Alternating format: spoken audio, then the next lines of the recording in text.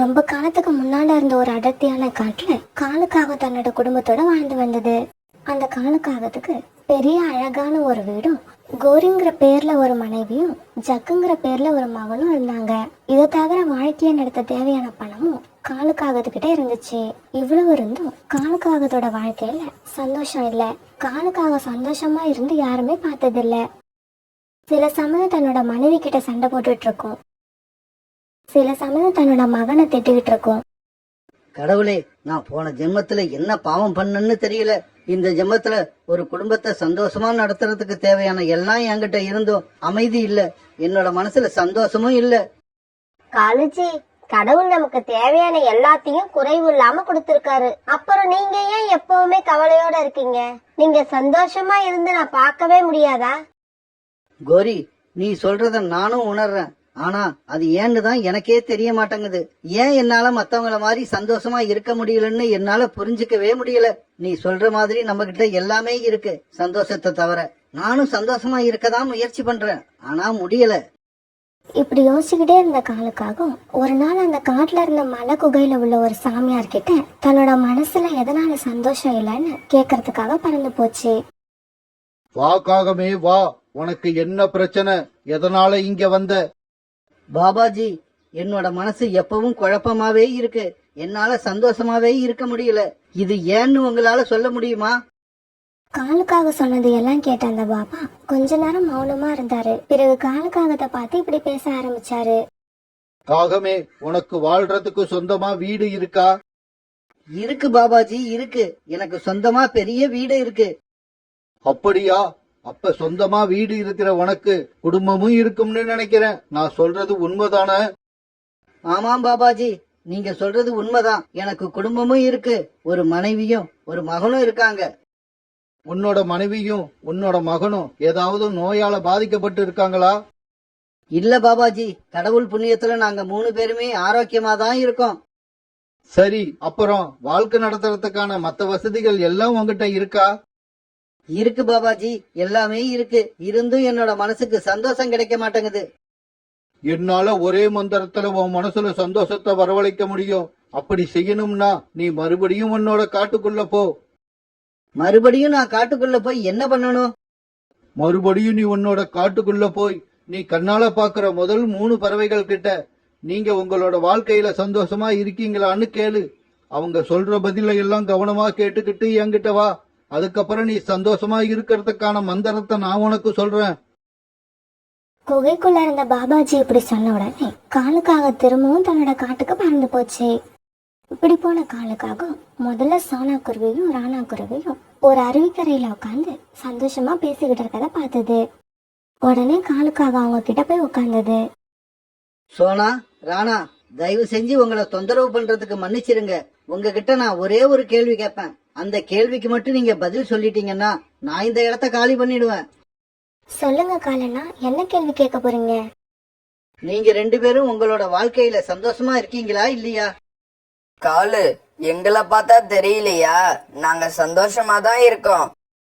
என்னது, சந்தோஷமா இருக்கீங்களா? அது எப்படி? எனக்கு தெரிஞ்சு உங்களுக்கு கல்யாணம் ஆகி ரொம்ப நாட்கள் ஆயிடுச்சு.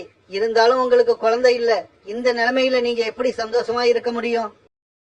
காலண்ணா, குழந்தை இல்லைன்னா நமக்கு குழந்தை இல்லையேன்னு அதையே நினைச்சுக்கிட்டு எந்நேரமும் கவலையா இருக்கிற முட்டாள்கள் நாங்க கிடையாது. இப்போ நாங்க டாக்டர் கிட்ட காட்டி ட்ரீட்மெண்ட் எடுத்துட்டு தான் இருக்கோம். அதனால குழந்தை பிறந்தே தீரணும்னு நானும் என் கணவரோ நினைக்கவே இல்லை. குழந்தை பிறந்தா சந்தோஷப்படுவோம், குழந்தை பிறக்கலனாலும் சந்தோஷமா தான் இருப்போம். ஏன்னா முயற்சி மட்டும்தான் நம்மளோடது, முடிவு இயற்கையோடது. இயற்கை கொடுக்கிற முடிவை முழு மனசோட ஏத்துக்கிற எங்களை மாதிரி பறவைங்களுக்கு எப்பவுமே சந்தோஷம்தான். அது சரி, நீங்க வேணா இப்படி இருக்கலாம். ஆனா உங்களை சுத்தி உள்ளவங்க உங்களை சந்தோஷமா இருக்க விட மாட்டாங்களே. உங்களுக்கு குழந்தை இல்லங்கிறத பத்தியே பேசி உங்களை குத்தி காட்டி உங்க மனச நோகடிப்பாங்களே. காலு, நீ சொல்றது உண்மைதான். அப்படியெல்லாம் பேசி எங்களோட மனச நோக்கடிக்க தான் முயற்சி பண்ணுவாங்க. ஆனா குழந்தை இல்லாதத ஒரு குறையா நினைக்கிறவங்கள தான் அவங்க நோக்கடிக்க முடியும். நாங்க தான் அதை குறையா நினைக்கவே இல்லையே. காலு, இயற்கை எல்லாருக்கும் ஒரே மாதிரியான வாழ்க்கைய கொடுக்கறது இல்ல. ஒவ்வொருத்தவங்களுக்கும் வித்தியாசமான வாழ்க்கையே கொடுத்துக்கிட்டு இருக்கு. எல்லாருக்கும் கிடைச்ச வாழ்க்கை எங்களுக்கு ஏன் கிடைக்கலன்னு நாங்க நினைச்சதே இல்ல. எங்களுக்கு கிடைச்ச வாழ்க்கையை நாங்க சந்தோஷமா ஏத்துக்கிட்டோம், சந்தோஷமா வாழ்றோம். அப்புறம் காலண்ணா, இன்னும் ஒரு வருஷம் நாங்கள் குழந்தைக்காக முயற்சி பண்ணி பார்ப்போம். அப்பவும் குழந்தை பிறக்கலன்னா எங்களுக்கு பிடிச்ச மாதிரி ஒரு குழந்தைய தத்து எடுத்துப்போம். எந்த சூழ்நிலையிலும் சந்தோஷமா நாங்கள் வாழற மாதிரியே வாழ அந்த குழந்தைக்கும் கற்றுக் கொடுப்போம். உங்ககிட்ட கொஞ்ச நேரம் பேசுனதுல என் மனசும் சந்தோஷமா இருக்கிற மாதிரி இருக்கு. சரி சரி, நான் கிளம்புறேன். நீங்க உங்க பேச்ச கண்டினியூ பண்ணுங்க. இப்படி சொன்ன காலுக்காகவும் பிறகு அங்கிருந்து கிளம்பி பறந்து போச்சு. இப்படி போன காலுக்காகவும் பிறகு அடுத்ததா புறாவை பார்த்தது. புறா, நீ உன்னோட வாழ்க்கையில சந்தோஷமா இருக்கியா இல்லையா? காலுக்காக இப்படி கேட்ட உடனே புறா வேகமா சிரிக்க ஆரம்பிச்சது. என்ன நீ நான் கேட்ட கேள்விக்கு பதில் சொல்லாம சிரிச்சுக்கிட்டு இருக்க? காலு, நான் சிரிக்கிறதுல இருந்தே உனக்கு தெரியல, நான் என்னோட வாழ்க்கையில சந்தோஷமா தான் இருக்கேன். என்னது, நீயும் சந்தோஷமா இருக்கியா? உன்னோட மனைவி ரொம்ப நாளாவே உடல்நலம் சரியில்லாம இருக்காங்கன்னு கேள்விப்பட்டேன். ஆமா, என்னோட மனைவிக்கு இப்பவும் உடல்நிலை சரியில்லைதான். இருந்தாலும் என்னோட கடமைகளை நான் கரெக்டா செஞ்சுக்கிட்டு இருக்கேன். என்னோட மனைவிக்கு தேவையான மருந்துகளை வாங்கி தரேன், அவளை அன்பா கவனிச்சுக்கிறேன். அதே சமயத்துல என்னோட குழந்தைகளையும் சந்தோஷமா வச்சிருக்கேன். நான் இல்லாத சமயத்துல என் குழந்தைகளும் அவங்க அம்மாவுக்கு உதவி செய்யறாங்க. இந்த நிலைமையில நான் கவலைப்படுறதுக்கு எனக்கு சந்தர்ப்பமே கிடைக்கிறது இல்ல. புறா, நான் சொல்றத ஒரு நிமிஷம் நல்லா யோசிச்சு பாரு. உன்னோட மனைவி மட்டும் இப்படி படுத்த படுக்கையா இல்லன்னா உன்னோட வாழ்க்கை இன்னும் எவ்வளவு சந்தோஷமா இருக்கும். காலு, இப்படி நடந்தா எப்படி இருக்கும், அப்படி நடந்தா எப்படி இருக்கும்? ஏன் எனக்கு மட்டும் இப்படி எல்லாம் கெட்டதா நடக்குது? இப்படி எல்லாம் நினைக்கிற முட்டாள் நான் கிடையாது. இயற்கை எனக்கு எப்படிப்பட்ட கடினமான சூழ்நிலைகளை கொடுத்தாலும் அந்த சூழ்நிலையிலேயே என்னால முடிஞ்ச அளவு என்னோட கடமைகளை நான் சரியா செஞ்சு முடிக்கிறேன். என்ன மாதிரி என்ன உள்ளவங்க பக்கத்துல கவலையோ வருத்தமோ துன்பமோ இதெல்லாம் நெருங்கவே முடியாது. புறா, எனக்காக நேரம் ஒதுக்கி என் கேள்விக்கு பதில் சொன்ன உனக்கு ரொம்பவும் நன்றி. நான் கிளம்புறேன். இப்படி சொன்ன காலுக்காகவும் பிறகு அங்கிருந்து கிளம்பி பறந்து போச்சு. இப்படி போன காலுக்காகவும் மூணாவதா ரீட்டா கிட்டிய பார்த்தது. ரீட்டா, உன்னோட வாழ்க்கை இப்ப சந்தோஷமா தானா போய்கிட்டு இருக்கு? என்ன காலு, நான் ரொம்ப ஏழையா இருக்கேன், நிறைய பேருக்கிட்ட கடன் வாங்கியிருக்கேன்னு என்ன பார்த்து இந்த கேள்வியை கேக்குறியா? ரீட்டா, நான் மனசுல எதையும் வச்சுக்கிட்டு உன்னை இந்த கேள்வியை கேட்கல, சாதாரணமா தான் கேட்டேன். காலு, என்னோட எல்லா கடனையும் அடைச்சிட்டு கடனே இல்லாத வாழ்க்கை வாழ நான் முயற்சி பண்ணிக்கிட்டே தான் இருக்கேன். எல்லா கடனையும் என்னால அடைக்க முடியும், என்னாலையும் ஒரு பணக்கார பறவையா மாற முடியுங்கிற நம்பிக்கை என் மனசுக்குள்ள இருந்துகிட்டே இருக்கு. அந்த நம்பிக்கையே எனக்கு இப்ப சந்தோஷத்தை கொடுக்குது. அந்த சந்தோஷத்தோட நான் என்னோட முயற்சி தொடர்ந்து செஞ்சுக்கிட்டே வரேன். ரீட்டாவோட இந்த பதில கேட்ட காலுக்காகவும் பிறகு அங்கிருந்து பறந்து போச்சு. என்ன இது, இந்த காட்டுல என்ன தவிர மீது எல்லாருமே சந்தோஷமா இருக்காங்க, இது ஏன் என்னால மட்டும் முடியல? இப்படி யோசிக்கிட்ட காலுக்காகவும் அந்த பாபாஜி இருந்த குகைக்கு வந்து சேர்ந்தது. என்ன காகமே, நான் சொன்ன மாதிரி உன் கண்ணுல பட்ட முதல் 3 பறவைகள் கிட்ட நான் சொன்ன கேள்விய கேட்டியா? அவங்க எல்லாம் சந்தோஷமா இருக்காங்களா இல்லையா? பாபாஜி, நான் பார்த்த பறவைகள் 3 பேருமே சந்தோஷமா இருக்காங்க. இந்த காட்டுல நான் மட்டும்தான் சோகமா இருக்கேன்னு நினைக்கிறேன். நீ பார்த்த பறவைகள் எல்லார்கிட்டயும் எந்த குறையுமே இல்ல போல இருக்கு, அதனாலதான் அவங்க சந்தோஷமா இருக்காங்க. இல்ல பாபாஜி, அப்படி இல்ல. நான் முதலாவதா பார்த்த குருவிகளுக்கு குழந்தை இல்ல. 2வதா பார்த்த புறாவோட மனைவிக்கு ரொம்ப காலமா உடல்நிலை சரியில்லை. அடுத்து பார்த்த ரீட்டா கிளி ஒரு ஏழை பறவை, அதுக்கு நிறைய கடன் இருக்கு. ஏய் முட்டாள் காகமே, நீ எதையெல்லாம் குறைன்னு நினைக்கிறியோ அப்படி உள்ள பறவைகள் எல்லாம் சந்தோஷமா இருக்காங்க. அப்புறம் ஏன் உன்னால சந்தோஷமா இருக்க முடியாது? இன்னைக்கு நீ காட்டுல சந்தித்த 3 பறவைகளும் எந்த சூழ்நிலையில வாழ்ந்தாலும் அவங்க சந்தோஷமாவே இருப்பாங்க. அவங்கள யாரும் துன்பப்படுத்தவோ அவங்க மனச காயப்படுத்தவோ முடியாது. ஏன்னா அவங்க தங்களோட சூழ்நிலைய தெளிவா புரிஞ்சு வச்சிருக்காங்க. இங்க பார், உன்னை தெளிவா தெரிஞ்சுக்க. வாழ்க்கை என்னன்னு சரியா தெரிஞ்சுக்கிட்டீன்னா உன்கிட்ட எது இருந்தாலும் சரி இல்லாட்டியும் சரி நீ சந்தோஷமா தான் இருப்ப. ஆனா வாழ்க்கைய சரியா புரிஞ்சுக்காதவங்க உன்ன மாதிரி எப்பவுமே சோகமா தான் இருப்பாங்க. அவங்களுக்கு சந்தோஷமே கிடையாது. காலுக்காக இப்பதான் தன்னை பத்தியும் தன்னோட குடும்பத்தை பத்தியும் நினைச்சு பார்க்க ஆரம்பிச்சது. இப்படி கொஞ்ச நேரம் யோசிச்சுக்கிட்டு இருந்த காலுக்காகவும் பிறகு தன்னுடைய வீட்டுக்கு பறந்து போச்சு. காலுஜி, காலையில வீட்டை விட்டு போன நீங்க சாயங்காலமா தான் வீட்டுக்கு வரீங்க. இவ்வளவு நேரம் எங்க போனீங்க? என்ன பண்ணுனீங்க? கோரி, சந்தோஷம் எங்க இருக்குன்னு தெரிஞ்சுக்க குகையில இருக்க பாபாஜியோட கோயிலுக்கு போனேன். அங்க போனதுக்கு அப்புறம் தான் தெரிஞ்சிச்சு சந்தோஷம் வேற எங்கேயும் இல்ல, நம்மளோட வீட்டுல தான் இருக்கு. இந்த நிகழ்ச்சிக்கு அப்புறம் காலுக்காக தன்னோட மனைவி கூடவும் மகன் கூடவும் அன்பா பேசி நிறைய நேரத்தை செலவு பண்ணுச்சு. அதோட மனசுல இப்ப சந்தோஷம் தானா வந்துருச்சு. சோனா குருவும் காலுக்காகவும் சின்ன வயசுல இருந்து இணை பிரியாத நண்பர்களா வாழ்ந்தாங்க. ஒரு நாள் இவங்க 2 பேரும் உணவு தேடுறதுக்காக தங்களுடைய காட்டை விட்டு பறந்து வந்தாங்க. உணவு கிடைக்காதால ரொம்ப தூரம் பறந்து வந்த இவங்க வழி தவறி வேற ஒரு காட்டுக்கு வந்துட்டாங்க. அந்த சமயத்துல இருட்டு வர ஆரம்பிச்சிருச்சு. அதனால தொடர்ந்து பறக்க முடியாத 2 பேரும் ஒரு மரக்கிளையில வந்து உக்காந்தாங்க. காலண்ணா, இந்த காட்டை நான் இது வரைக்கும் பார்த்ததும் இல்ல, இங்க வந்ததும் இல்ல. எனக்கு என்னவோ நம்ம வழி மாறி வேற காட்டுக்கு வந்துட்ட மாதிரி இருக்கு. வந்த மாதிரி இல்ல சோனா, நாம கண்டிப்பா வழி மாறி தான் வந்திருக்கோம். ஏன்னா நம்ம காட்டுல இந்த மாதிரி உயரமான மரங்களே கிடையாது. இப்ப என்ன பண்றது? இந்த ராத்திரி நேரத்துல நம்மளால கண்டிப்பா நம்ம காட்டுக்கு போய் சேர முடியாது. சோனா, நீ சொல்றது வாஸ்தவம் தான். இப்ப நாம நம்ம காட்டுக்கு போக நினைக்கிறது புத்திசாலித்தனம் கிடையாது. பேசாம இங்கேயே யார் வீட்லயாவது இடம் கேட்டு இன்னைக்கு ராத்திரி பொழுத ஓட்டி ஆகணும்.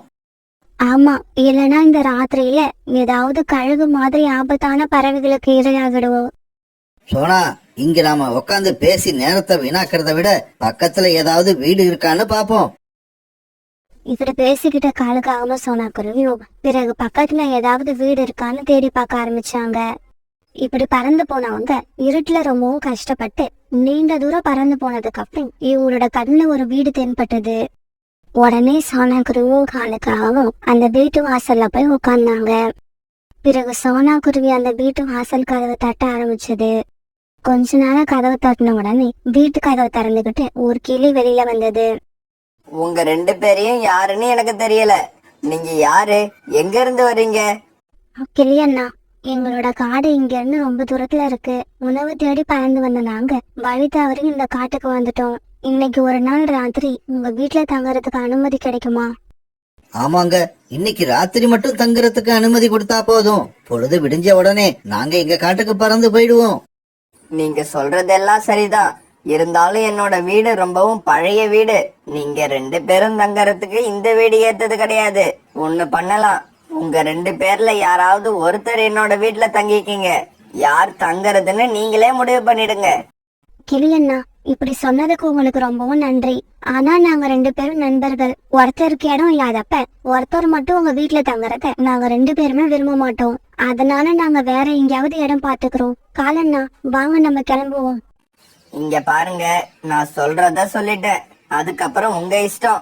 நான் வீட்டுக்குள்ள போய் 5 நிமிஷம் கதவு திறந்து வச்சிருப்பேன். அதுக்குள்ள யாராவது வரதா இருந்தா வீட்டுக்குள்ள வாங்க. ஏன்னா 6வது நிமிஷம் நான் கதவை மூடிடுவேன். இப்படி சொன்ன அந்த கிளி கதவை திறந்து வச்சுட்டு வீட்டுக்குள்ள போயிடுச்சு. அந்த கிளியும் சோனா குருவியும் இவ்வளவு பேசிக்கிட்டாலும் காலுக்காக மட்டும் எதுவுமே பேசாம மௌனமா உட்கார்ந்து. காலண்ணா, என்ன பேசாம உட்கார்ந்துருக்கீங்க? வாங்க நம்ம கிளம்புவோம். பக்கத்துல வேற ஏதாவது வீடு இருக்கான்னு பாப்போம். சோனா, இப்பவே ரொம்ப நேரம் ஆயிடுச்சு. இதுக்கப்புறம் வேற யாராவது அவங்க வீட்டுல நமக்கு இடம் கொடுப்பாங்கன்னு எனக்கு நம்பிக்கை இல்ல. அதனால நம்ம 2 பேர்ல யாராவது ஒருத்தர் இந்த வீட்டுல தங்கிக்கிறதுல ஒன்னும் தப்பு இல்லைன்னு நினைக்கிறேன். காலண்ணா, நீங்க வெளியில இருந்து கஷ்டப்படுறப்ப உங்களை விட்டுட்டு என்னால மட்டும் இந்த வீட்டுல தங்க முடியாது. சோனா, நீ என்ன தப்பா புரிஞ்சுகிட்ட. நான் இந்த வீட்டுல ஒன்ன தங்க சொல்லல. இந்த வீட்டுல நான் தான் தங்க போறேன். நீ இன்னும் கொஞ்சம் தூரம் பறந்து போய் வேற ஏதாவது வீடு கிடைக்குதான்னு பாரு. காலண்ணா, என்ன இப்படி பேசுறீங்க? உங்க வாயில இருந்து இப்படி ஒரு வார்த்தை வரும்னு நான் எதிர்பார்க்கவே இல்ல. நாம எவ்வளவு காலமா நண்பர்களா இருந்திருக்கோம். அதையெல்லாம் மறந்துட்டீங்களா? என்ன இந்த ராத்திரியில தனியா விட உங்களுக்கு எப்படி மனசு வந்தது? சோனா, நம்ம உயிருக்கு ஒரு ஆபத்து வரும்போது நாம எப்படி தப்பிக்கலாம்னு தான் பாக்கணுமே தவிர நண்பர்களோட உயிரை எல்லாம் காப்பாத்தணும்னு நினைக்க கூடாது. அப்படி நினைச்சா கடைசியில நம்ம உயிர் போயிடும். இப்படி சொன்ன காலுக்காக உடனே அந்த கிளி வீட்டுக்குள்ள போய் கதவை சாத்திக்கிச்சு. இப்ப அந்த காட்டுல சோனா குருவி மட்டும் தனியா உட்கார்ந்து இருந்தது. காலுக்காக நடந்துகிட்ட விதத்தை சோனா குருவியால நம்பவே முடியல. அந்த சமயத்துல காட்டுக்குள்ள இருந்து நாய்களும் நரிகளும் உடையிற சத்தம் கேட்டுச்சு. இந்த சத்தத்தையெல்லாம் கேட்டு பயந்து போன சோனா குருவி கண்ணீர் விட்டு அழ ஆரம்பிச்சது. இந்த காலண்ணாவை நம்பி வந்தது எவ்வளவு பெரிய தப்புன்னு எனக்கு இப்பதான் தெரியுது. இதுக்கப்புறம் இந்த தப்ப நான் எப்பவுமே செய்ய மாட்டேன். இப்படி நினைச்ச சோனா குருவி பிறகு அங்கிருந்து வேற வீட்டை தேடி பறந்து போச்சு. இங்க பாருக்காகமே, நீ அந்த கூட்டுல படுத்து தூங்கிக்க. ஆனா ஒரு விஷயம், தூக்கத்துல அப்படியும் இப்படியும் ஆடாத. ஏன்னா என்னோட வீடு ரொம்பவும் மோசமான நிலைமையில இருக்கு. கிளி, உன்னோட வீட்டுல நீ எனக்கு இடம் கொடுத்ததே பெரிய விஷயம். கவலைப்படாத, நான் படுத்த உடனே தூங்கிடுவேன். அப்புறம் தூக்கத்துல அப்படி இப்படி கூட அசைய மாட்டேன். ராத்திரி எந்த பொசிஷன்ல படுத்திருக்கணும், காலையில எழுந்திருக்கிறப்பவும் அதே பொசிஷன்ல தான் இருப்பேன். பிறகு காலுக்காகவும் அந்த கிளியும் தங்களுடைய கூட்டுல படுத்து தூங்க ஆரம்பிச்சாங்க. இது வரைக்கும் காலுக்காகத்தோட துணையோட பறந்துகிட்டு இருந்த சோனா குருவிக்கு இப்ப தனியா பறந்து போகிறோமோ பயமா இருந்தது. இருந்தாலும் வேற வழியினால சோனா குருவி கடவுளை வேண்டிக்கிட்டு உயிரை கையில பிடிச்சுக்கிட்டு பறந்து போய்கிட்டு இருந்தது. அந்த சமயத்துல அங்க இருந்த ஒரு மரப்பொந்துக்குள்ள உட்கார்ந்திருந்த ஒரு வயதான பறவை சோனா குருவி இப்படி தனியா பறந்து வரத பாத்துருச்சு. இப்படி பார்த்த உடனே சோனா குருவிய குரல் கொடுத்து கூப்பிட ஆரம்பிச்சது. ஏய் குருவி, இங்க வா. இந்த நேரத்துல ஏன் இப்படி தனியா பறந்து போற? ஒரு பறவையோட குரல் வந்ததை கேட்ட சோனா குருவி இந்த பக்கமும் அந்த பக்கமும் பார்த்தது. பிறகு மரப்பொந்துக்குள்ள உட்கார்ந்திருந்த ஒரு வயதான பறவையை பார்த்த சோனா குருவி அது கிட்ட பறந்து போச்சு. நானும் ஒரு காகமும் உணவு தேடுறதுக்காக எங்க காட்டை விட்டு பறந்து வந்தோம். ரொம்ப நேரமா உணவு கிடைக்காதால வழி தவறி இந்த காட்டுக்கு வந்துட்டோம். இந்த காட்டுக்கு வந்து சேர்ந்தப்ப ராத்திரி ஆயிடுச்சு. இப்படி ஆரம்பிச்ச சோனா குருவி பிறகு நடந்த கதையை நாட்டியும் அந்த வயதான பறவை கிட்ட சொல்லுச்சு. ஆமா குருவி, இந்த காலத்துல நம்மளோட நண்பர்கள் எந்த சமயத்துல எப்படி மாறுவாங்கன்னு நம்மளால சொல்லவே முடியாது. பிறகு அந்த வயதான பறவை சோனா குருவிக்கு தான் வச்சிருந்த கொஞ்சம் இனிப்பான பழங்களை எடுத்து கொடுத்து சாப்பிட சொல்லுச்சு. சாப்பிடு குருவி, நீ எப்படி இருந்தாலும் பசியில தான் இருப்பன்னு எனக்கு நல்லா தெரியும். அதனால வேண்டான்னு சொல்லாம சாப்பிடு. அம்மா, நீங்க என்ன இதுக்கு முன்னாடி பார்த்தது கூட இல்ல. நான் யாருன்னு உங்களுக்கு தெரியாது. அப்படி இருந்தும் நீங்க என் மேல இவ்வளவு அன்பு காட்டுறீங்க. ஆனா சின்ன வயசுல இருந்து என் கூட பழகுன அந்த காகம் என்னை பாதி வயல தவிக்க விட்டுட்டு போனதை நினைச்சா எனக்கு மனசு ரொம்ப கஷ்டமா இருக்கு. இந்த சமயத்துல அந்த காட்டுல பயங்கரமான இடி சத்தம் கேட்க ஆரம்பிச்சது. குருவி, நல்ல வேலை உன்னை நான் பார்த்து இங்க கூப்பிட்டுக்கிட்டேன். ஏன்னா இன்னும் கொஞ்ச நேரத்துல மழை வர மாதிரி தெரியுது. அந்த வயதான பறவை சொன்ன மாதிரியே கொஞ்ச நேரத்துல சரியான மழை பெய்ய ஆரம்பிச்சது. மழை பெய்ய ஆரம்பிச்ச கொஞ்ச நேரம் கழிச்சு காத்தும் வேகமா வீச ஆரம்பிச்சது. இப்படி காத்து வீச ஆரம்பிச்ச உடனே அந்த கிளியோட வீடு லேசா ஆட ஆரம்பிச்சது. வீட்டுக்குள்ள உட்கார்ந்திருந்த காலுக்காகவும் அந்த கிளியும் அந்த வீட்டை ஆட ஆரம்பிச்ச உடனே அது கூட சேர்ந்து அவங்களும் ஆட ஆரம்பிச்சாங்க. கிளி, நம்ம வீடு ஏன் இப்படி ஆடுது? காகமே, நான் எது நடக்க கூடாதுன்னு நினைச்சேனோ அது நடந்துடுச்சு. மழை பெய்யறதுக்கு முன்னாடி இந்த வீட்டை சரி செய்யணும்னு நினைச்சேன். அப்புறம் நான் இந்த வீட்டை சரி செய்யற வரைக்கும் மழை வரக்கூடாதுன்னு நினைச்சேன். ஆனா நான் நினைச்சது எதுவுமே நடக்கல. எனக்கு தெரிஞ்சு போச்சு, என்னோட வீடு கீழே விழ போகுது. நாமளும் சாக போறோம். இங்க பாரு கிளி, சாக போறோம் அது இதுன்னு சொல்லி என்ன பயமுறுத்தாத. நான் சாக மாட்டேன். நான் இன்னும் நிறைய வாழ வேண்டி இருக்கு. அவ்வளவு ஏன், எனக்கு இன்னும் கல்யாணமே ஆகல. காலுக்கு அவன் இப்படி சொல்லிக்கிட்டு இருக்கும்போது கிளியோட வீடு இடிஞ்சு கீழே வந்துடுச்சு. நல்ல நிலையா காலுக்காகவும் அந்த கிளியும் எந்த ஆபத்தும் இல்லாம உயிர் தப்பிச்சு வெளியில வந்துட்டாங்க. கிளி, நாம இப்ப என்ன பண்றது? ராத்திரி முழுக்க இப்படி மழையில நனைஞ்சுகிட்டே உக்காந்துருக்க வேண்டியது தானா? காகமே, இங்க இருந்து கொஞ்ச தூரத்துல என்னோட அண்ணன் வீடு இருக்கு. இப்ப நான் அங்க போயிடுவேன். அதனால நீ எங்க போய் தங்கறதுன்னு நீயே முடிவு பண்ணிக்க. இப்படி சொல்லிட்டு அந்த கிளி தன்னோட அண்ணன் வீட்டை நோக்கி பறந்து போயிடுச்சு. அடப்பாவி, இந்த கிளி என் கூடவே இருக்கும்னு நினைச்சேன். இப்ப அதுவும் என்ன பாதியில விட்டுட்டு போயிடுச்சு. நான் மட்டும் சோனா குருவியை விட்டு பிரியாம இருந்திருந்தா எல்லா கஷ்டத்துலயும் அது என் கூடவே இருந்திருக்கும். அப்படிப்பட்ட சோனா குருவியை நான் பிரிஞ்சு போயிருக்கவே கூடாது. நான் செஞ்சது பெரிய தப்பு. இப்படி தான் செஞ்ச தவற நினைச்சு கண்ணீர் விட்ட காலுக்காகவும் பிறகு அங்க இருந்து பறந்து போச்சு. காலுக்காக இப்படி பறந்து போய்கிட்டு இருக்கப்ப ஒரு பயங்கரமான இடிசத்தம் கேட்டது. அந்த இடிசத்தத்தை கேட்டு பயந்து போன காலுக்காகவும் தலை குப்புற கீழே வந்துடுச்சு. இப்படி கீழே வந்த காலுக்காகவும் மரப்பொந்துக்குள்ள உட்கார்ந்து இருந்த சோனா குருவியை பார்த்துடுச்சு. சோனா குருவிய பார்த்த காலுக்காக உடனே சந்தோஷமா அங்க போச்சு. சோனா சோனா என்ன மன்னிச்சிடு, உன்னை விட்டு நான் பிரிஞ்சது பெரிய தப்பு. அந்த கிளியோட வீடு இந்த மழையை தாங்காம இடிஞ்சு கீழே விழுந்துருச்சு. என்னை மன்னிச்சு இந்த மரப்பந்துக்குள்ள எனக்கு கொஞ்சம் இடம் கொடு. இல்ல காலண்ணா, நீங்க சொல்ற மாதிரி என்னால நடந்துக்க முடியாது. மனசுல ஒருத்தர் மேல வச்சிருந்த நம்பிக்கை போயிடுச்சுன்னா அது போனதுதான். மறுபடியும் அந்த நம்பிக்கை வரவே வராது. நீங்க எப்ப என்னை தனியா தவிக்க விட்டுட்டு அந்த கிளியோட வீட்டுக்குள்ள போனீங்களோ அந்த நிமிஷமே நம்மளோட நட்பு முறிஞ்சு போயிடுச்சு. நாம 2 பேரும் இனிமேல் நட்பா பழகவே முடியாது. பிறகு காலுக்காக தான் செய்த தவற நினைச்சு கண்ணீர் விட்டுக்கிட்டே பறந்து போக ஆரம்பிச்சது. அந்த காட்டுல அப்பதான் பொழுது விடிஞ்சது. பொழுது விடிஞ்சதும் பறவைகள் எல்லாம் தங்களுக்குள்ள பேசிக்கிட்டு உணவு தேட பறந்து போனாங்க.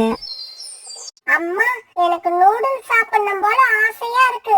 எனக்கு நூடுல்ஸ் செஞ்சு கொடுங்க. பியூட்டி, எனக்கு கூட நூடுல்ஸ் சாப்பிடணும் போல ஆசையா தான் இருக்கு. இந்த 50 ரூபாய்க்கு நீ போய் 2 பாக்கெட் நூடுல்ஸ் வாங்கிட்டு வா. இப்படி சொன்ன சோனா குருவி பியூட்டி கிட்ட 50 ரூபாய் பணத்தை கொடுத்தது. அந்த பணத்தை எடுத்துக்கிட்டு பியூட்டி பிறகு புறா அங்கிள் வச்சிருந்த மளிகை கடையை நோக்கி பறந்து போச்சு. புறா அங்கிள், எனக்கு 2 பாக்கெட் நூடுல்ஸ் கொடுங்க. புறா உடனே நூடுல்ஸ் பாக்கெட்டை இந்த பக்கமும் அந்த பக்கமும் தேடி பார்த்தது. ஆனா கடையில நூடுல்ஸ் பாக்கெட் இல்ல. புறா அங்கிள், நூடுல்ஸ் பாக்கெட் இருக்கா இல்லையா? பியூட்டி, நேத்து கூட 2 நூடுல்ஸ் பாக்கெட் இருந்துச்சு. ஆனா அது இப்ப எங்க போச்சுன்னு தெரியல. ஒரு சமயம் ராணி வித்திருப்பான்னு நினைக்கிறேன். இப்படி சொன்ன புறா அந்த 2 நூடுல்ஸ் பாக்கெட்டும் கடையோட ஒரு மூலையில இருக்கிறத பாத்துடுச்சு. பியூட்டி, நூடுல்ஸ் பாக்கெட் கிடைச்சிடுச்சு. இதோ இங்கதான் இருக்கு. இப்படி சொன்ன புறா பிறகு அந்த நூடுல்ஸ் பாக்கெட்டை எடுத்து பியூட்டி கிட்ட கொடுத்துச்சு. அத வாங்கிட்ட பியூட்டி சந்தோஷமா தன்னோட வீட்டுக்கு பறந்து வந்துச்சு. வழியில ரொம்பவும் பசியோட உட்கார்ந்து இருந்த சக்கு பியூட்டி நூடுல்ஸ் பாக்கெட்டை எடுத்துட்டு பறந்து வரத பாத்துட்டான். பியூட்டி பியூட்டி, இங்க வா, உன்கிட்ட ஒரு விஷயம் சொல்லணும். ஜக்கு இப்படி கூப்பிட்ட உடனே பியூட்டி ஜக்கு கிட்ட போய் உட்கார்ந்தது. ஜக்கு, என்ன விஷயம்னு சொல்லு, நான் சீக்கிரமா வீட்டுக்கு போகணும். பியூட்டி வா, நாம் அருவிக்கரைக்கு போய் கொஞ்ச நேரம் விளையாண்டுட்டு வருவோம். ஜக்கு, நான் இன்னும் சாப்பிடல. அப்புறம் அம்மா வேற எனக்காக காத்திருப்பாங்க. நான் போய் நூடுல்ஸ் ரெடி பண்ணி சாப்பிட்டுட்டு வந்துடுறேன். பியூட்டி, உனக்கு பின்னால ஒரு பூனை வருது பாரு. ஜக்கு இப்படி சொன்ன உடனே பயந்து போன பியூட்டி பின்னாடி திரும்பி பார்த்தது. அந்த சமயத்துல அங்க இருந்த நூடுல்ஸ் பாக்கெட் எடுத்துக்கிட்டு ஜக்கு மின்னல் வேகத்துல பறந்து போனா. ஜக்கு ரொம்ப கேவலமானவன். என்னை ஏமாத்திட்டு நூடுல்ஸ் பாக்கெட்டை எடுத்துக்கிட்டு போயிட்டான். பிறகு பியூட்டி இப்படி அழுதுகிட்டே தன்னோட வீட்டை நோக்கி பறந்து போச்சு. அம்மா அம்மா, இந்த நூடுல்ஸ் பாக்கெட்ட நான் பியூட்டி கிட்ட இருந்து பிடுங்கிக்கிட்டு வந்துட்டேன். சீக்கிரமா இதை ரெடி பண்ணுங்க. அவங்க வர்றதுக்குள்ள இதை சாப்பிட்டு முடிச்சாகணும். என்னடா ஜக்கு இப்படி பண்ணிட்ட? இப்ப பியூட்டியும் உங்க அம்மாவும் அழுதுகிட்டே நம்ம வீட்டுக்கு வருவாங்க. அம்மா, அவங்க அப்படி நம்ம வீட்டுக்கு வந்தாலும் நீங்க அவங்கள திட்டி அனுப்பிடுவீங்கன்ற நம்பிக்கை எனக்கு இருக்கு. உங்களை பார்த்தாலே எல்லாரும் பயப்படுறாங்க. இதுல நீங்க திட்டுனா யாராவது பயப்படாம இருப்பாங்களா? ஜக்கு, என்ன ஓவரா புகழாதடா. அம்மாவுக்கு வெக்கமா இருக்கு. சரி சரி, அந்த பாக்கெட்டை இப்படி கொடு, நான் உடனே நூடுல்ஸ் தயார் பண்ணி கொடுக்கறேன். பிறகு அந்த நூடுல்ஸ் பாக்கெட் எடுத்துக்கிட்டு கோரிக்கா அவன் கிச்சனுக்குள்ள போச்சு. அம்மா அம்மா, அந்த ஜக்கு இருக்கான்ல, அவன் நான் கொண்டு வந்த நூடுல்ஸ் பாக்கெட்டை எடுத்துட்டு ஓடி போயிட்டான். அப்படியா, என்ன நடந்துச்சுன்னு எனக்கு விவரமா சொல்லு. பிறகு பியூட்டி அழுதுகிட்டே நடந்தது எல்லாத்தையும் தன்னோட அம்மா கிட்ட சொல்லுச்சு. பியூட்டி, அந்த ஜக்கு கிட்ட பேச்சு வச்சுக்காதன்னு நான் உனக்கு எத்தனை தடவை சொல்றது? அவன் கூப்பிட்டான்னு நீ எதுக்காக அவன் கிட்ட போன? அம்மா, என்ன திட்டாதீங்க. அவன் ஏதோ விஷயம் சொல்ல போறான்னு தான் நான் அவன்கிட்ட போனேன். அவன் இப்படி பண்ணுவான்னு எனக்கு தெரியாது. சரி சரி, இதுக்கப்புறமாவது புத்திசாலித்தனமா நடந்துக்க. அவன் இருக்கிற பக்கம் திரும்பி கூட பார்க்காத. இதே சமயத்துல புறாவோட மனைவி ராணி புறா வேக வேகமா பறந்து தங்களுடைய மல்லிகை கடைக்கு போச்சு. என்னங்க, நான் இங்க 2 நூடுல்ஸ் பாக்கெட் வச்சிருந்தேன். அது எங்க? அதை யாருக்காவது வித்துட்டீங்களா?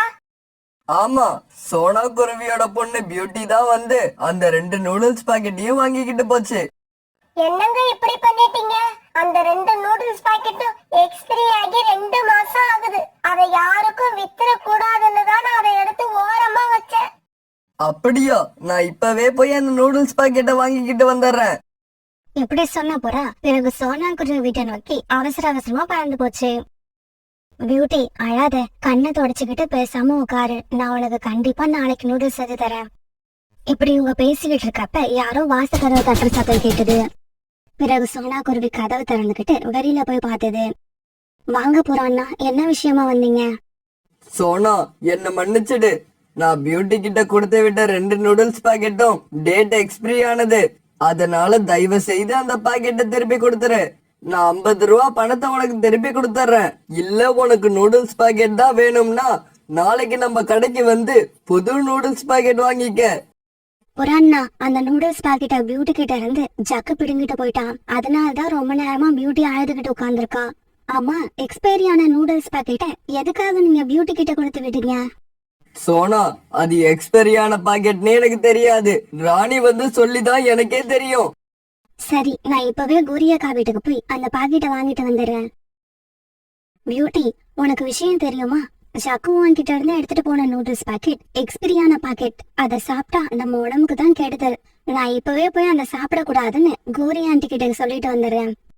அம்மா அம்மா, நானும் உங்க கூட வரேன். பிறகு சோனா குருவியும் பியூட்டியும் கோரிகாவத்தோட வீட்டை நோக்கி பறந்து போனாங்க. இப்படி போனவங்க கோரிகாவத்தோட வீட்டு வாசல் கதவை தட்ட ஆரம்பிச்சாங்க. கோரியக்கா, கோரியக்கா, கதவை தரங்க. இந்த சமயத்துல கோரிக்காக நூடுல்ஸ் தயார் பண்ணி ஜக்கு கிட்ட சாப்பிட கொடுத்தது.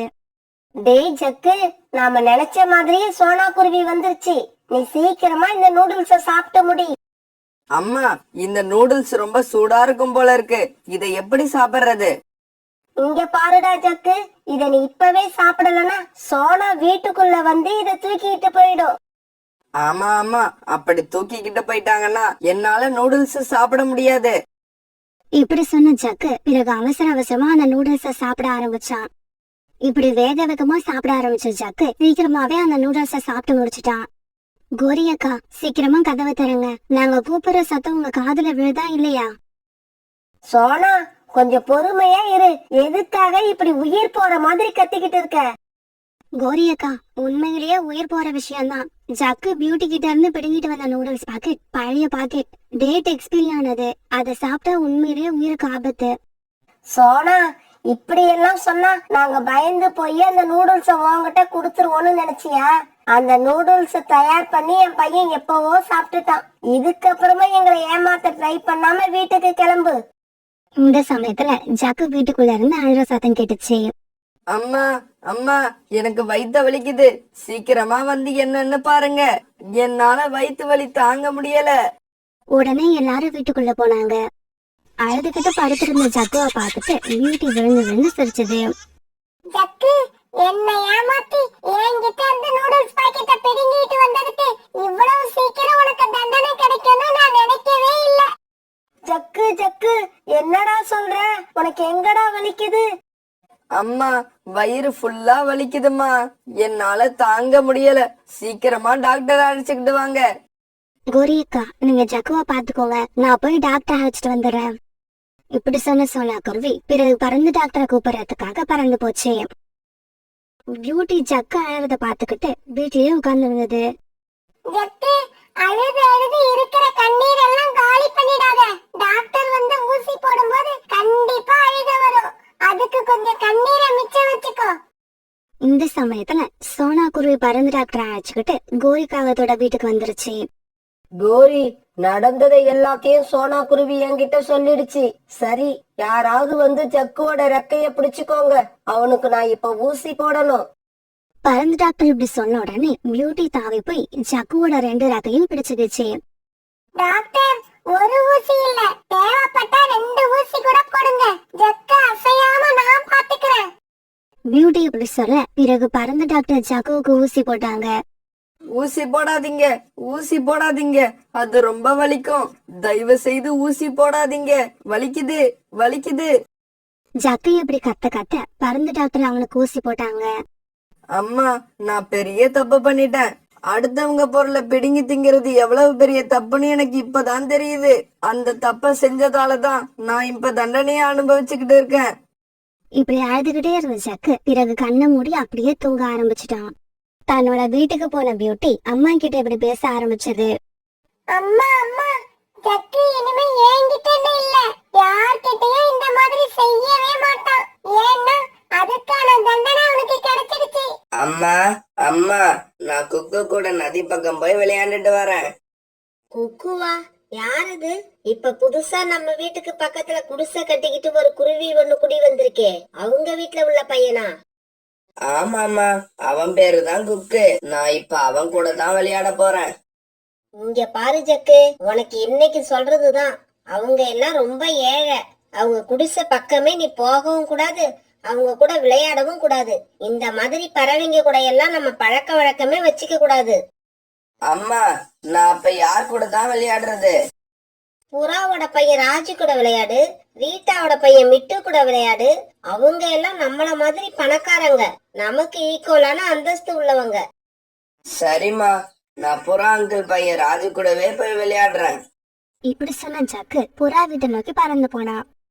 குக்குவோட அப்பா, நம்ம இந்த காட்டுக்கு புதுசா குடி வந்து 1 மாசத்துக்கு மேல ஆகுது. இருந்தாலும் அக்கம் பக்கத்துல உள்ளவங்க யாருமே நம்ம கிட்ட பேசுறதே இல்ல. சோனா, நம்மள சுத்தி உள்ள நிறைய பேரு பணக்காரவங்க, அவங்க எல்லாம் அப்படிதான் இருப்பாங்க. சரி சோனா, 1 வாரமா வீட்டுல வேலை இருந்ததால என்னால வேலை தேடி வெளியில போக முடியல. இன்னைக்காவது வேலை கிடைக்குதானு போய் பார்த்துட்டு வரேன். குக்குவோட அப்பா, நீங்க சொல்றது சரிதான். நம்ம பக்கத்துல நம்மள மாதிரி ஏழைங்க இருந்தாங்கன்னா அவசரத்துல நமக்கு ஏதாவது உதவி செய்வாங்க. ஆனா இங்க உள்ள பணக்காரவங்க நம்ம கிட்ட பேசவே யோசிக்கிறப்ப அவங்க கிட்ட இருந்து நம்ம எந்த உதவியும் எதிர்பார்க்க முடியாது. பிறகு ராணா குருவி வேலை தேடி வெளியில பறந்து போச்சு. சாயங்காலம் வரைக்கும் ராணா குருவி அந்த காடு பூரா அணைஞ்சு திரிஞ்சு வேலை தேடி பார்த்தது. ஆனா பாவம், அதுக்கு வேலை கிடைக்கவே இல்லை. பிறகு இருட்ட ஆரம்பிச்சதால ராணா குருவி தன்னோட வீட்டை நோக்கி பறக்க ஆரம்பிச்சது. அப்படி பறந்து வர வழியில ஒரு வயதான பறவை ஒண்ணு கீழே விழுந்து கிடக்கிறத பார்த்தது. அந்த பறவை தன் வாழ்க்கையோட கடைசி கட்டத்துல இருந்தது. ஐயா, உங்களுக்கு என்ன ஆச்சு? எப்படி கீழே விழுந்தீங்க? இதுக்கு அந்த பறவை எந்த பதிலும் சொல்லாம ராணாவோட முகத்தையே பார்த்தது. உங்க வீடு எங்க இருக்குன்னு சொல்லுங்க, நான் கொண்டு போய் விட்டுட்டு வரேன். தம்பி, இந்த உலகத்துல எனக்குன்னு யாரும் இல்ல. எனக்கு நினைவு தெரிஞ்சதுல இருந்து இந்த கோடாரியால மரம் வெட்டி தனியாவே வாழ்ந்து வந்துட்டேன். இப்ப நான் ஓய்வு எடுக்க வேண்டிய நேரம் வந்துருச்சு. கடவுள் எனக்கு நிரந்தர ஓய்வு கொடுக்க போறாரு. இந்த கோடாரிய மட்டும் நீ பத்திரமா வச்சுக்க. இப்படி சொன்ன அந்த பறவை அப்படியே உயிரை விட்டுடுச்சு. இவரோ இறந்துட்டாரு. இவருக்கு இறுதி சடங்கு செய்ய சொந்தம்னு யாரும் இல்ல. அதனால இவரோட உடம்ப இப்படியே விட்டுட்டு போக கூடாது. இப்படி நினைச்ச ராணா குருவி பிறகு அந்த பறவையோட உடம்ப பூக்களால அலங்கரித்து நதியில மிதக்க விட்டுச்சு. பிறகு ராணா குருவி அந்த கோடாரியை எடுத்துக்கிட்டு தன்னோட வீட்டுக்கு போச்சு. ராணா குருவி இப்படி வீட்டுக்கு போனப்ப குக்கு அழுதுகிட்டு உட்கார்ந்துருந்தான். பக்கத்துல சோனா குருவி ரொம்பவும் கோபமா இருந்தது. குக்குவோட அப்பா, இவ்வளவு நேரம் என்ன பண்ணீங்க? நானும் குக்கு ரொம்ப பயந்து போயிட்டோம். அவன் எப்படி அழுகுறான் பாருங்க, அவனை முதல்ல சமாதானம் பண்ணுங்க. குக்கு, அப்பாவுக்கு கொஞ்சம் வேலை இருந்ததால லேட் ஆயிடுச்சு. அப்பா தான் வீட்டுக்கு வந்துட்டன்ல, இதுக்கப்புறம் நீங்க அழக்கூடாது. குக்குவோட அப்பா, போன விஷயம் என்னாச்சு? வேலை கிடைச்சுதா? அப்புறம் இது என்ன கையில கோடாரி எடுத்துட்டு வந்திருக்கீங்க? இது யாரோடது? சோனா குருவி இப்படி கேட்ட உடனே ராணா குருவி தான் வீட்டுக்கு திரும்பி வர வழியில நடந்தது எல்லாத்தையும் சொன்னுச்சு. குக்குவோட அப்பா, நீங்க செஞ்சது ரொம்ப நல்ல காரியம். அந்த பறவையோட இறுதி சடங்க நீங்க தான் செய்யணும்னு கடவுள் ஏற்கனவே முடிவு பண்ணிட்டாரு. அதை யாராலையும் மாத்த முடியாது. அப்புறம் சோனா, சாயங்காலம் வரைக்கும் வேலை தேடியும் எனக்கு எங்கேயும் வேலை கிடைக்கல. அத நினைச்சா ரொம்பவும் வருத்தமா இருக்கு. குக்குவோட அப்பா, உங்களுக்கு வேலை கிடைச்சிருச்சு. கடவுள் உங்களுக்கான வேலையை உங்ககிட்ட கொடுத்துட்டாரு. சோனா, நீ என்ன சொல்ற? நான் வேலை கேட்ட எல்லா இடத்துலயும் எனக்கு வேலை இல்லைன்னு சொல்லிட்டாங்க. ஆனா கடவுள் அப்படி சொல்லல. உங்க கையில கோடாரிய கொடுத்திருக்காரு. மறைமுகமா உங்களுக்கு வேலையும் கொடுத்துட்டாரு. சோனா சொன்னதோட அர்த்தம் ராணா குருவிக்கு இப்பதான் புரிஞ்சது. சோனா, நீ சொல்றதும் சரிதான். கையில கோடாரிய வச்சுக்கிட்டு நான் ஏன் வேலை தேடணும்? நாளையில இருந்து மரம் வெட்டி அதை விறகாக்கி வியாபாரம் பண்றேன். இப்படி செஞ்சா நமக்கு தேவையான பணம் கண்டிப்பா கிடைச்சிரும். போடப்பா, கை கால கழுவிட்டு சீக்கிரமா வாங்க சாப்பிடலாம். காலையில இருந்து நீங்க எதுவும் சாப்பிட்டு இருக்க மாட்டீங்க. ஆமா சோனா, நீ சொல்றது உண்மைதான். எனக்கு ரொம்ப பசிக்குது. பிறகு இரவு உணவு சாப்பிட்ட சோனா குருவி, ராணா குருவி, குக்கு 3 பேரும் படுத்து தூங்க ஆரம்பிச்சாங்க. மறுநாள் பொழுது விடிஞ்சிச்சு. காலையில சீக்கிரமா கண் வச்ச ராணா குருவி விறகு வெட்ட போறதுக்காக தயாராச்சு. குக்குவோட அப்பா, நானும் உங்க கூட வரேன். மரம் வெட்டி நீங்க களைச்சு போய் ஓய்வு எடுக்கிறப்ப நான் நெட்ட ஆரம்பிக்கிறேன். அம்மா அம்மா, நானும் உங்க கூட வரேன். நீங்க களைச்சி போறப்ப உங்களுக்கு பதிலா நான் மரத்தை வெட்டுவேன். குக்கு, நீ அப்பா அம்மாவுக்கு உதவுறதுக்கு இன்னும் நான் இருக்கு. இந்த வயசுல கோடாரிய தூக்கி உன்னால மரத்தை வெட்ட முடியாது. நீங்க வீட்லயே பத்திரமா இருங்க. இப்படி சொன்ன சோனா குருவி பிறகு ராணா குருவி கூட மரம் வெட்டுறதுக்காக பறந்து போச்சு. இப்படி போன இவங்க ஒரு மரத்தை தேர்ந்தெடுத்து வெட்ட ஆரம்பிச்சாங்க. என்ன ஆச்சரியம், உடனே அந்த மரம் அவங்க கிட்ட பேச ஆரம்பிச்சது. ஆனா குருவி, சோனா குருவி, நீங்க 2 பேரும் வந்துட்டீங்களா? நான் எவ்வளவு நேரமா உங்களுக்காக காத்திருக்கிறது. சோனா, என்ன இது ஆச்சரியமா இருக்கு. இந்த மரம் பேசுது. அதுவும் இல்லாம உன் பேரையும் என் பேரையும் தெரிஞ்சு வச்சிருக்கு. இந்த கோடாரி யார் கையில இருக்கோ அவங்கள பத்தி எனக்கு எல்லாமே தெரியும். இங்க பாருங்க, இந்த கோடாரிய உங்ககிட்ட கொடுத்தது ஒரு பெரிய மகான். நீங்க ஏழ்மை நிலையிலையும் நேர்மையா இருந்தீங்க. அதுக்கான பரிசு தான் இந்த கோடாரி. இந்த கோடாரி தான் உங்களை என்கிட்ட அழைச்சுக்கிட்டு வந்தது. என்கிட்ட வந்தவங்க யாருக்கும் வாழ்க்கையில கஷ்டமே இருக்காது. அப்படின்னா எங்க வாழ்க்கையில உள்ள கஷ்டம் தீர போகுதா? அது எப்படி? இங்க பாருங்க, இப்ப நான் கண்ணை மூடுவேன். நான் கண்ணை மூடின உடனே ஒரு பெரிய பொந்து உங்க கண்ணுக்கு தெரியும். கொஞ்சம் கூட தாமதிக்காம நீங்க அந்த பொந்துக்குள்ள போங்க. உங்களுக்கு தேவையானதை எடுத்துக்கிட்டு சீக்கிரமா வெளியில வந்துருங்க. மறுபடியும் சொல்றேன், தேவையானதை எடுத்துக்கிட்டு சீக்கிரமா வெளியில வந்துருங்க. இப்படி சொன்ன அந்த மரம் தன்னுடைய கண்களை மூடுச்சு. அந்த மரம் சொன்ன மாதிரி ஒரு பெரிய பொந்து ஒண்ணு உண்டாச்சு.